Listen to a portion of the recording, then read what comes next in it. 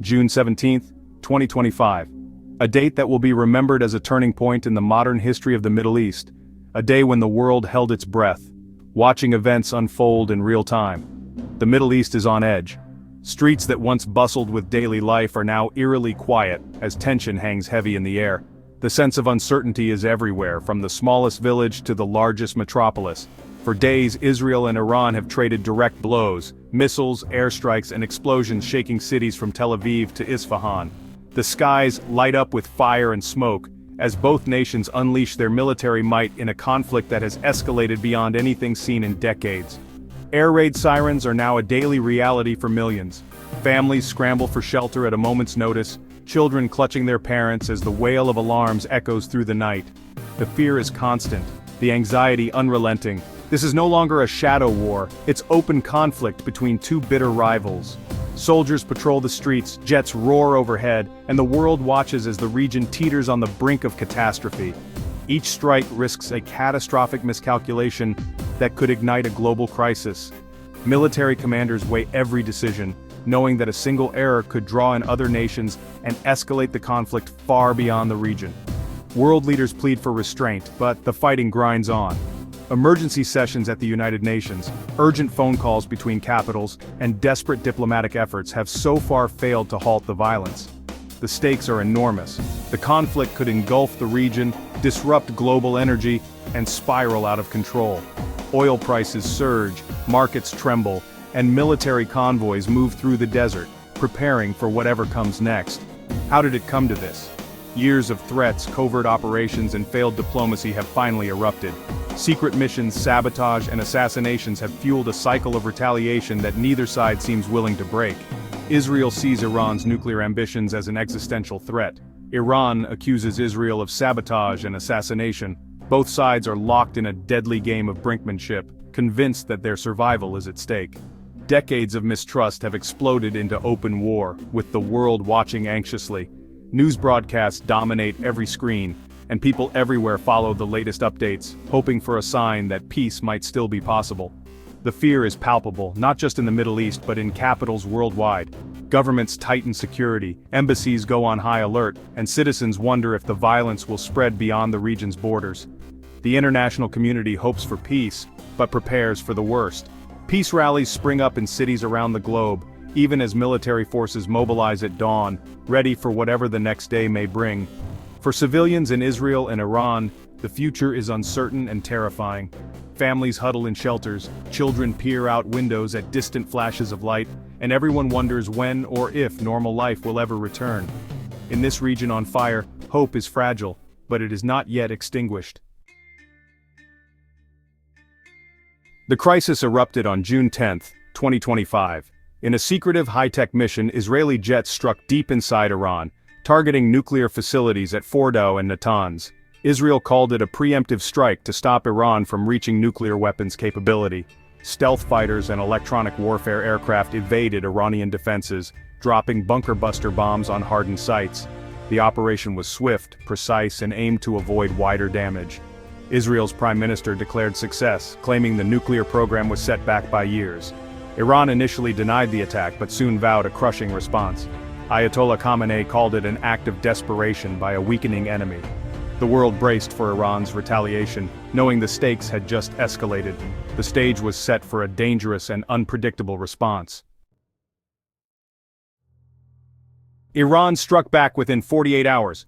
On June 12, the Revolutionary Guard launched a massive missile barrage at Israel, the largest direct attack ever. Sirens blared across Israel as over 200 missiles targeted military bases and intelligence centers. Iran's message: attack us and we'll hit back, hard. The barrage was designed to overwhelm Israel's air defenses. Dramatic footage of launches filled Iranian state media, while the world watched live as interceptors lit up the night sky. Iran claimed it targeted only military sites, warning of even harsher retaliation if attacked again. Israel responded with airstrikes on IRGC bases in Iran, Syria, and Lebanon. The tit-for-tat cycle pushed both sides closer to all-out war. Each escalation demanded a response, fueling a dangerous spiral. The region teetered on the edge of catastrophe.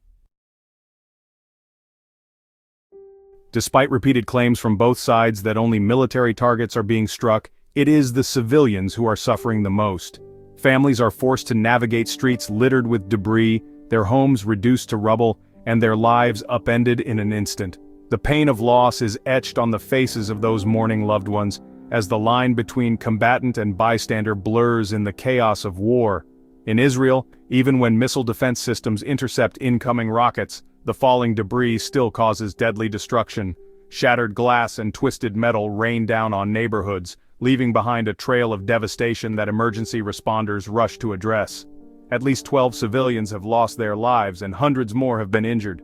Cities like Beersheba have been hit especially hard, with rescue workers racing against time to save those trapped in the aftermath of explosions.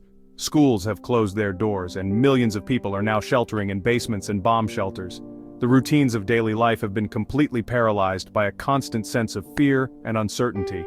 Hospitals are bracing for waves of mass casualties, their corridors overflowing with the wounded. Meanwhile, panic buying has emptied supermarket shelves as families scramble to stock up on essentials, unsure of what tomorrow will bring. The sense of security that once defined these communities has been utterly shattered.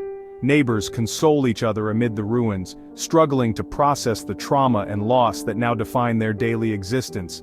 In Iran, the situation is equally dire. Civilian casualties continue to mount, especially in neighborhoods located near targeted nuclear and military sites. The threat of further attacks looms large, casting a shadow over entire cities. State media reports that over 50 civilians have died, broadcasting images of widespread devastation and grief. Funerals for the victims draw crowds of mourners, united in sorrow and fear for the future. Many Iranians are now fleeing their cities, packing into vehicles or crowding bus stations in hopes of finding safety elsewhere. Economic hardship deepens as prices for food and fuel soar, making daily survival even more difficult. The true toll of this conflict is hard to verify, with communications disrupted and chaos on the ground. But one thing is clear: fear and uncertainty have gripped both nations, leaving millions on edge. Ordinary people, with no stake in the politics or power struggles, are bearing the brunt of this violence. They are caught between powerful militaries, forced to make impossible choices for the sake of their families' survival. While governments speak of unity and defiance at press conferences, citizens watch the news with growing anxiety, quietly dreading what might come next as the conflict escalates.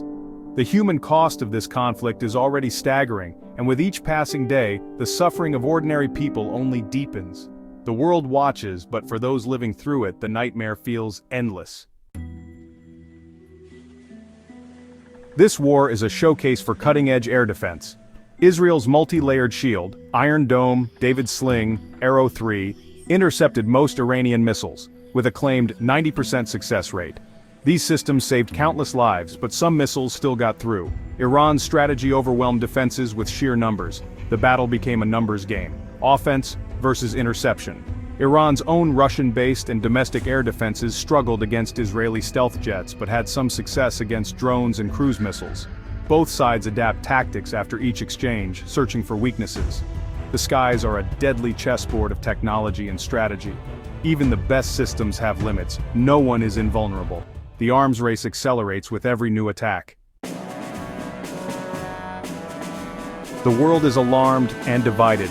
The UN Security Council failed to reach consensus. Calls for de-escalation go unheeded.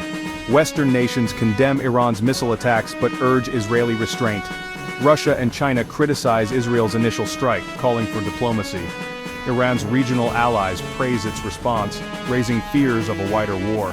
The conflict is now a proxy struggle between rival blocs. The risk of regional escalation has never been higher.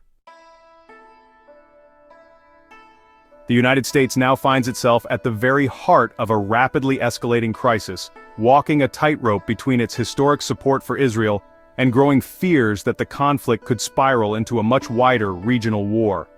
The world's eyes are fixed on Washington, as every decision carries enormous consequences not just for the Middle East, but for global stability. President Biden has gone before the nation and the world to reaffirm America's unwavering commitment to Israel's security. At the same time, U.S. military forces are actively engaged, deploying advanced radar systems and interceptors to help shield Israeli cities from incoming Iranian missiles, demonstrating both resolve and capability. Yet behind closed doors, the mood is tense. Senior officials in the White House Situation Room weigh every move, acutely aware that any miscalculation could endanger thousands of U.S. troops stationed across the region and threaten the world's vital oil supplies, sending shockwaves through the global economy. American diplomats are working around the clock, racing to contain the conflict. The State Department is in overdrive, seeking to open channels for dialogue and urging all sides to step back from the brink, hoping to find an off-ramp before violence spirals out of control. On Capitol Hill, bipartisan support for Israel remains strong, echoing decades of alliance. But across the country, there's a deep sense of unease.